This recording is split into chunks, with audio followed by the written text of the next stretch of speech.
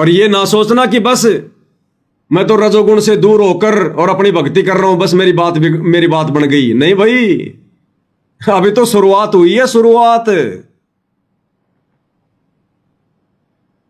एकमात्र रजोगुण के ऊपर सतगुरु के आशीर्वाद से हल्की फुल्की विजय प्राप्त करने से अभी मोक्ष नहीं है।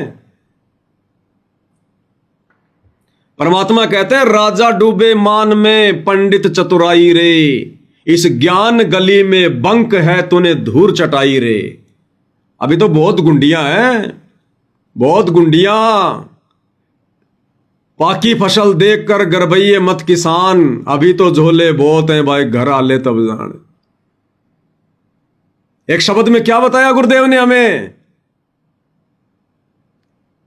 भाई और बहनों, परमात्मा हर प्रकार से हमारा भ्रम निवारण करेगा, हर प्रकार से, कि कहीं इस मन शैतान को जरा भी मौका ना मिल जाए अहंकार उत्पन्न करने का, कि मैंने तो काम वासना पर विजय प्राप्त कर ली, भाई बन गई मेरी बात। ये 2, 4, 5 महीने 6 महीने सतगुरु अपनी तरफ से आशीर्वाद देकर विषय विकारों पर कंट्रोल करवाता है, भगत को चेक करता है, भगत को देखता है कहीं इसके मन में कोई ऊक चूक तो नहीं है।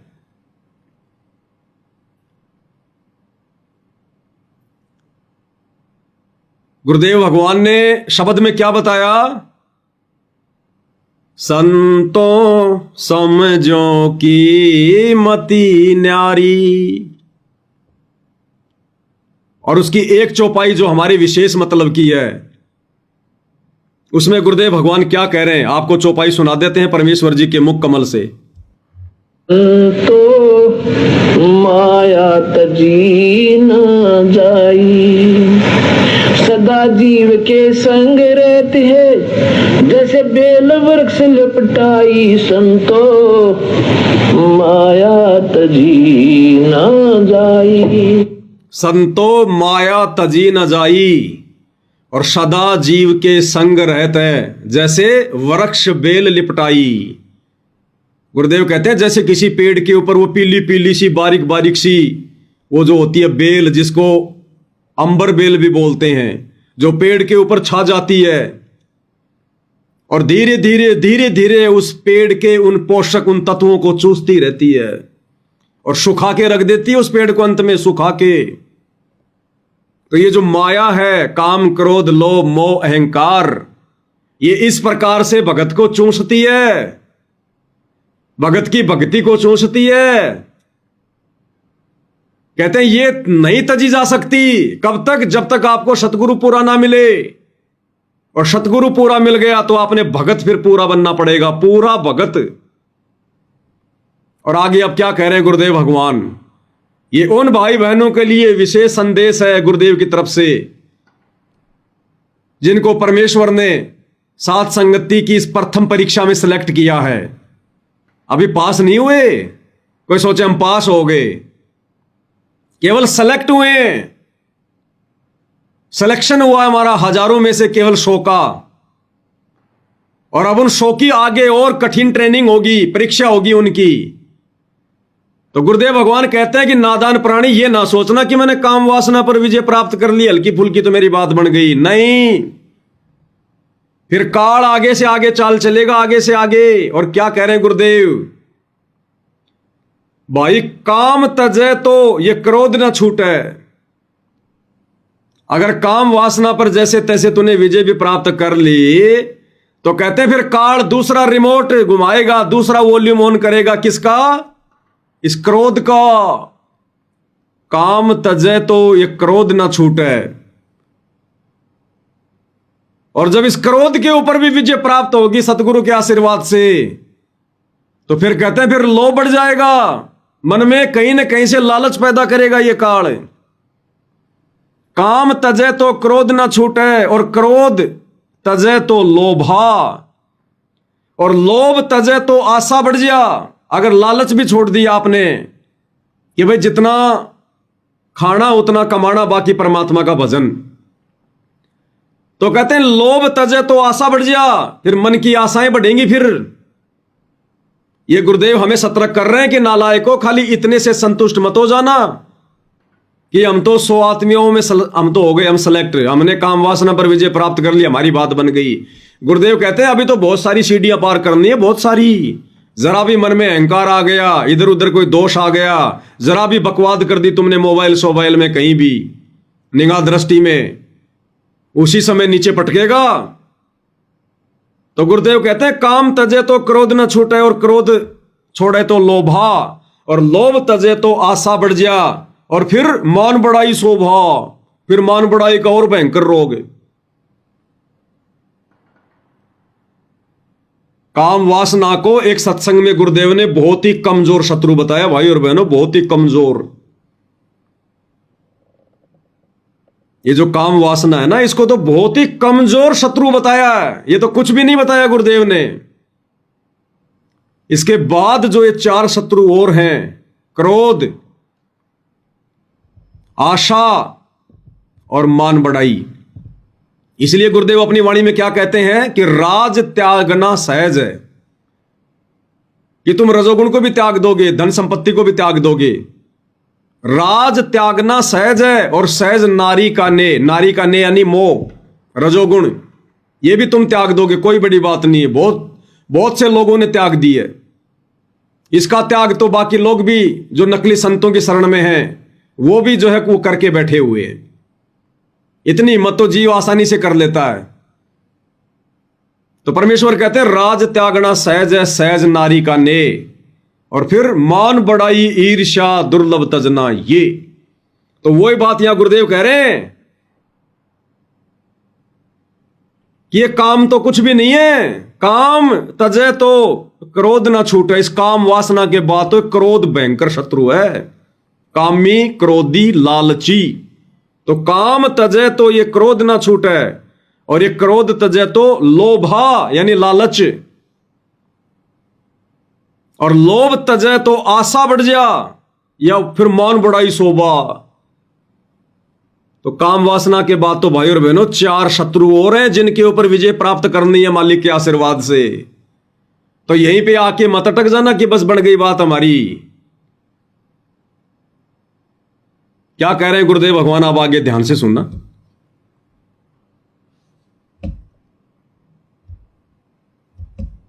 देखा, कंप्यूटर ही हैंग कर दिया। सदा जीव के संग रहते हैं, जैसे वृक्ष बेल लपटाई, संतो माया तजी न जाई।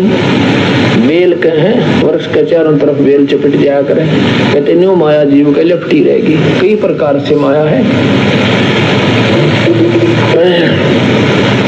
भाई। काम तजे तो क्रोध न छूटे, क्रोध तजे तो लोभा। काम तजे तो क्रोध न छूटे, क्रोध तजे तो लोभा। लोभ तजे और आशा बढ़ जाए, मान बढ़ाई शोभा। संतो माया तजी न जाई। तो सुना गुरुदेव भगवान के मुख कमल से। भाई और बहनों, बिल्कुल मिट्टी बनना पड़ेगा, मिट्टी। एकमात्र टारगेट सतलोक बनाना पड़ेगा। अभी तो हम साथ संगति से जुड़ी हुई आत्माओं को भी कितनी प्रोसीजर पार करनी है, यहीं पे आगे बात खत्म नहीं हो जाती। अभी तो बहुत सीढ़ियां बाकी हैं, बहुत सीढ़ियां। अभी तो हमने शुरुआत करी है। और जो भाई बहन इस प्रथम परीक्षा में जो फेल हो चुके हैं, जो अभी विषय वासनाओं से दूर नहीं हो पाए, क्यों नहीं हो पाए? क्योंकि अभी तक गुरु की उतनी रजा नहीं है जितनी होनी चाहिए। तो कहीं ना कहीं हमारे भक्ति भाव में कमी है, श्रद्धा में कमी है, मर्यादाओं में कमी है, सुमरण में कमी है, या सत्संग सुनने में कमी है। कमी तो हमारी है ना, सतगुरु की तो कमी नहीं हो सकती।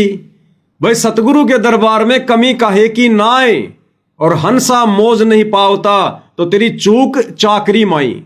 चाकरी यानी तेरी कोई क्रिया, सेवा, भक्ति भाव, भाई उसमें कमी है अभी। तो भैया खुद ही टटोलो, खुद ही देखो, अपने अंदर झांक के देखना पड़ेगा हमने। और कोशिश करो, अभी तो मौका मिलेगा, अभी मौका मिलेगा भाई और बहनों। अभी सतगुरु थोड़ा समय लेंगे, केवल हम आत्माओं के लिए लेंगे, और उनका कोई प्रयोजन नहीं, अंदर बैठने का कोई प्रयोजन नहीं है। हाई कोर्ट ने हरी झंडी दे दी, लोअर कोर्ट ने हरी झंडी दे दी, सतगुरु चाहे तो अभी आ जाए बाहर जमानत पर, लेकिन सिर्फ हम आत्माओं को हंस आत्मा बनाने के लिए परमात्मा बाहर नहीं आना चाह रहे। क्योंकि जिस दिन सतगुरुदेव भगवान बाहर आ जाएंगे उस दिन भाई और बहनों ये प्रवचन, ये सत्संग जो आज आपको सुनाए जा रहे हैं साथ संगति के माध्यम से, ये शायद फिर नहीं सुनने को मिलेंगे। जितने हो चुके हैं बस वही सुनने को मिलेंगे, आगे की कोई जानकारी नहीं मिलेगी। फिर हमारी जिम्मेदारी खत्म। टीचर के क्लास में आने के बाद फिर मॉनिटर की जिम्मेदारी नहीं होती है, फिर मॉनिटर भी बैठ जाता अपनी पढ़ाई करने के लिए। तो इतना खुलकर फिर नहीं बता पाएंगे, नहीं समझा पाएंगे। और सतगुरु भाई फिर हर चीज की मान मर्यादाओं में रहता है, क्योंकि काल के साथ एग्रीमेंट है सतगुरु का। हम भक्तों के साथ में काल का एग्रीमेंट नहीं है, इसलिए सतगुरु ने खड़ा कर रखा है कि भैया चिल्ला चिल्ला के बोल दे इन सबको, भगत बनना है तो, हंस बनना है तो, सतलोक जाना है तो। क्योंकि सतगुरु का तो काल के साथ एग्रीमेंट है, जबरदस्ती नहीं कर सकते परमात्मा, हर चीज को खोल के नहीं बताएंगे। तो उसके बाद फिर ये ऑप्शन भी बंद हो जाएगा। इतना जोर देकर फिर कोई नहीं बताएगा, कोई नहीं समझाएगा। तो अभी मौका है भाई और बहनों, चूको मत इसको। विनती करो बारंबार गुरुदेव भगवान से, कहां कमी रह गई, किस चीज में कमी रह गई। काल एक बार दगा दे सकता है, 2 बार दगा दे सकता है, बार बार नहीं देगा। सतगुरु उसका दाव नहीं लगने देगा यदि हमारी नीयत सही है तो। और यदि हमने छोटे से शत्रु इस काम पर भी अगर विजय प्राप्त नहीं किया, देखो मैं फिर बार बार कहता हूं, जीव की औकात नहीं है। सतगुरु से प्रार्थना करनी पड़ेगी, बार बार हृदय से रोना पड़ेगा, अर्ज करनी पड़ेगी। और कहते हैं सतगुरु मेहर करे तो कागा से हंस बना दे। तो सतगुरु प्रसन्न करना है हर हाल में सतगुरु को। तो समय बहुत थोड़ा है भाई और बहनों, कोशिश करो, जी जान लगाओ, बाद में बात नहीं बनेगी। क्योंकि सतगुरु के आने के बाद हम सब वापस एक हो जाएंगे। फिर हम सब वापस आश्रमों में जाने लग जाएंगे। तो आश्रम में तो भैया कौवा भी आएगा और बगुला भी आएगा और हंस भी आएगा। उसके बाद फिर आप जी बगुले के संपर्क में भी आओगे, आप उस कौवे के संपर्क में भी आओगे, मिक्स हो जाएंगे, मिक्स। तो परमात्मा चाहता है कि हिसार जेल से बाहर आने से पहले पहले हमें अलग करना, हमें हंस बनाना चाहते मालिक। और हंस फिर कभी बगुले में या उन कौओं में नहीं बैठा करता। अरे उदाहरण देकर बताया गुरुदेव ने कि जिस प्रकार लासी को रगड़ रगड़ के, दही को रगड़ रगड़ के और घी निकाल लिया जाता है, घी, वो घी उसी दही में से निकला है, उसी लासी में से निकला है, निकल गया। अब गुरुदेव कहते हैं दुनिया में ऐसा कौन माई का लाल है जो उस घी को वापस उस लासी के अंदर मिला दे, उस घी को वापस उस लस्सी में मिला दो, देखे कोई है तो इस दुनिया में कोई नहीं मिला पाएगा। जबकि वो घी उसी लस्सी से निकला है, उसका रगड़ का मारने से, मंथन करने से लस्सी में से घी निकला, लेकिन वो घी फिर कभी लस्सी में नहीं मिलेगा। तो हिसार जेल में बैठकर सन 2014 से गुरुदेव भगवान संगत को रड़क रहे हैं, लासी को रड़क रहे हैं, इसमें से मक्खन निकालने के लिए, घी निकालने के लिए। और एक बार जब ये घी निकल जाएगा उसके बाद लस्सी को छोड़ दिया जाता है। फिर वो घी उस लस्सी में नहीं मिल सकता, चाहे कितने रगड़ के मार लो। तो गुरुदेव भगवान के हिसार जेल से बाहर आने से पहले पहले भैया जो घी बन गया, जो हंस आत्माएं बन गई, जिनको सतगुरु ने सेलेक्ट कर लिया, छांट के अलग से रख लिया, वो आत्माएं फिर लासी में नहीं मिल सकती, उन आत्माओं पर फिर किसी भी प्रकार का कोई भी काल का दाव काम नहीं करेगा। और फिर घी की कीमत भी कितनी बढ़ जाती है। वो लस्सी बिकती है 15 रुपए किलो और वो घी 1000 रुपए किलो, 1000 रुपए किलो। तो सतगुरु हमारी कीमत बनाना चाह रहे हैं संगत में से हंसों को छांटकर सतलोक के लिए। अरे ऐसे ऐसे उदाहरण दिए गुरुदेव भगवान ने भाई और बहनों। ये सत्संग इसीलिए तो किए थे परमात्मा ने, आज के दिन के लिए। इन सत्संगों को आधार बनाकर ही तो हम भक्ति पर लग सकते हैं, हंस बन सकते हैं। क्या उदाहरण दिया गुरुदेव भगवान ने? ब्रह्मा जी के 4 पुत्रों का उदाहरण दिया गुरुदेव भगवान ने। ब्रह्मा जी के 4 पुत्र, सनक, सनंदन, सनातन, संत कुमार। ये ब्रह्मा जी के 4 पुत्र। और क्या कहा गुरुदेव ने कि जब वो 5 वर्ष की आयु के हुए तो कोई पूर्व जन्म का संस्कार था और उन्होंने वेदों को पढ़ा और उन्होंने अपने पिता ब्रह्मा से अर्ज की कि हे पिताजी, हमारी एक विनती है, स्वीकार करो। बोला भाई बताओ क्या बात है। तो ब्रह्मा जी के 4 पुत्रों ने कहा कि पहले वचन भरो। तो ब्रह्मा जी ने वचन भर लिए। उसके बाद उन 4 ने कहा कि हे पिताजी, हमारी उम्र 5 साल से ज्यादा ना बढ़े, हमारी आयु केवल 5 वर्ष तक रहे। ब्रह्मा जी ने कहा भाई क्यों, क्या कारण है? तो कारण क्या बताया भाई और बहनों, उन्होंने पता है? यही विषय वासना वाला कारण बताया कि यदि हम 5 साल से ऊपर की आयु प्राप्त करेंगे तो हमारे अंदर विषय विकार उत्पन्न होते चले जाएंगे। फिर हमने शादी करवानी पड़ेगी, फिर घर में हमारे बच्चे पैदा हो जाएंगे और काल हमें यही जकड़ के रख लेगा, यही फंसा के रख लेगा हमारे को। इस डर से उन आत्माओं ने शादी तक नहीं करवाई। ब्रह्मा जी ने कहा अरे तुमने तो मेरा काम बिगाड़ दिया। अरे मैंने तो तुम्हें इसीलिए पैदा किया था आगे सृष्टि चलाने के लिए, क्योंकि गुरुदेव ने बताया कि ब्रह्मा जी ने सबसे पहले इन 4 पुत्रों को उत्पन्न किया था सृष्टि को आगे चलाने के लिए। ब्रह्मा विष्णु महेश से भी पहले, मतलब आगे, मतलब सृष्टि के लिए।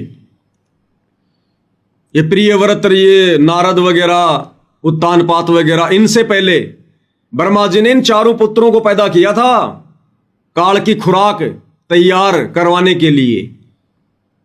इन 4 पे मालिक की दया हो गई। इन्होंने कहा कि बस 5 साल से ऊपर हमारी उम्र ना बढ़े। वैसे उम्र लंबी है इनकी, लेकिन आयु केवल 5 साल के रहते हैं। ये क्या बताया गुरुदेव भगवान के मुख कमल से, सुनिए। आत्माओं ने कैसे कैसे यत्न किए हैं हंस बनने के लिए, मोक्ष प्राप्ति के लिए।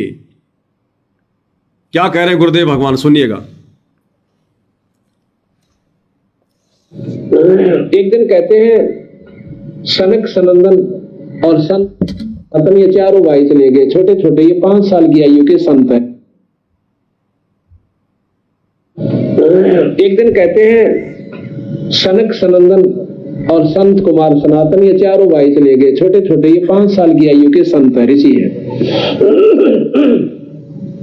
ये सनक, सनंदन, सनातन और संत कुमार ब्रह्मा जी के पुत्र हैं। ब्रह्मा जी ने सबसे पहले इन्हीं को उत्पन्न किया था सृष्टि रचन के ताई। और इन्होंने ज्ञान हो गया जब ये 5 वर्ष के हुए, नो पता चला कि आगे इतनी बोली द्रुपति होगी, बड़े होंगे, शादी करवानी, और ब्याह हुए पाछा इतनी बिरान माटी बिराना, कई बालक होंगे, कई बचेंगे, कई मरेंगे। और बहुत मुझे दुख में पा गए तो अपने पिता के पास गए, कहने लगे पिताजी एक कृपा करो हमारे पे, हम कुछ आपसे मांगना चाहते हैं। मांगो भाई। वचनबद्ध हो जाओ। वचनबद्ध हो गए, हमारे पे कृपा कर दो कि हमारी आयु 5 वर्ष से ज्यादा ना हो। भाई होगी कृपा, तुमने वचनों भरवा दिया तो कसर के रहेगी, ठीक से। पर तुमने यह सोची क्यों कर बेवकूफ को, मैंने तो तुम्हारे लिए तुमको इसलिए पैदा किया था कि तुम मेरी सृष्टि रचोगे, और ऊपर से दबाव निरंजन का। तो उसने सोचा चाला बैठ गया। उसके बाद फिर ये प्रियव्रत वगैरह, ये उत्तानपाद आदि बहुत से पुत्र उनके हुए, नारद जी है। तो जब इनका ये संतान चली तो क्या सुना भाई और बहनों पूज्य गुरुदेव भगवान के मुख कमल से। अरे मोक्ष प्राप्ति के लिए आत्माओं ने ऐसे ऐसे वरदान मांगे, आप और हम ही हैं वो आत्माएं, और कोई नहीं। क्योंकि गुरुदेव कहते हैं कि बच्चों तुम सारी प्रोसीजर को पार करके फिर आज इस स्थिति में आए हो, सारी प्रोसीजर को पार करके। और अब भी यदि तुमने आंखें नहीं खोली, विषय विकारों से दूर होने का यत्न प्रयत्न नहीं किया, सत्संग अच्छे लगे सुनकर घर चले गए, उन्हीं क्रियाओं में लगे रहे, फिर नंबर आया फिर आ गए सत्संग सुनने, तो इससे बात नहीं बनेगी। गुरुदेव कहते हैं ये बातें कहन सुनने की नहीं है, कर पाड़ने की है, कर पाड़ने की। यानी इनके ऊपर दृढ़ता से अमल करना पड़ेगा, चलना पड़ेगा मालिक के वचन पर। तो सनक सनंदन ने, संत कुमार ने, सनातन ने, इन चारों भाइयों ने, और अपने आत्म कल्याण के लिए कि एक बार यदि हम ग्रस्त जीवन में पड़ गए फिर तो हमारी दुर्गति दुर्गति है फिर। और गुरुदेव भगवान भी बार बार यही कहते हैं कि बकवाद तो छोड़नी पड़ेगी, बकवाद छोड़नी पड़ेगी। अभी बकवाद में आता है ये काम वासना,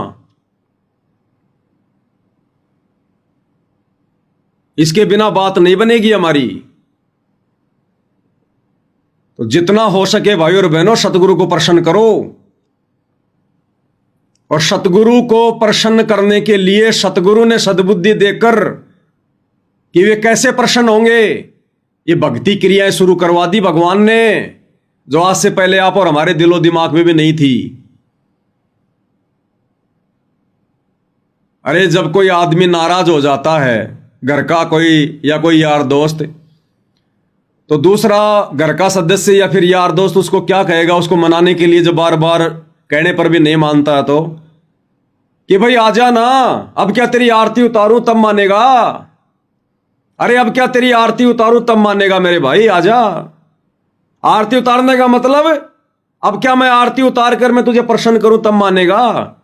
तो भगवान की आरती उतारी जाती है भगवान को प्रसन्न करने के लिए, और भगवान कोई वो घी से कोई वो प्रसन्न नहीं होता यूं घुमाने से, लेकिन उस आरती का मतलब होता है कि हमने आपको परमेश्वर मान लिया, परमात्मा मान लिया।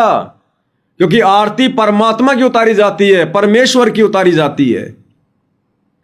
आज से पहले हमें परमात्मा का नहीं पता था, भगवान का नहीं पता था, तो मंदिरों में जा जाके उतार रहे थे, पत्थरों के आगे उतार रहे थे, इन नकली देवी देवताओं की उतार रहे थे, नकली साधु संत महात्माओं की आरती उतार रहे थे, क्योंकि आत्मा को परमात्मा की पहचान नहीं थी। उनको खुश करने के लिए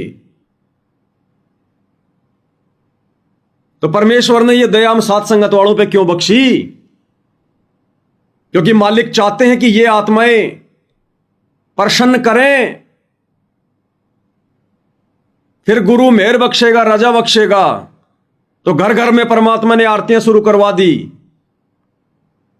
फिर परमात्मा का ही विधान है गीता अध्याय 3 श्लोक 13 कि जो व्यक्ति परमात्मा को भोग लगाए बिना न पकाते हैं वो तो पाप खाते हैं। तो घर घर में भोग लगवाने की भी परमात्मा ने दया बख्श दी। अब भोग लगाओगे तो कोई अलमारी में थोड़ी लगाओगे, कोई बॉक्स के ऊपर थोड़ी लगाओगे। परमात्मा ने सद्बुद्धि दी, घर घर में मालिक ने आसन लगवा दिए। जिसके पास जगह है तो बेड लगाओ, नहीं तो छोटा कोई अपना कोई आसन लगा लो, चाहे 2x2 का बनवा लो। अरे विराजमान तो करो परमात्मा को। भंडारा क्या कोई अलमारी में थोड़ी रखोगे, चवर करोगे तो कहां करोगे। एक छोटा मोटा कोई आसन तो होना चाहिए भगवान का। तो मालिक ने वो सद्बुद्धि बख्शी और सारी चीजें प्रमाणित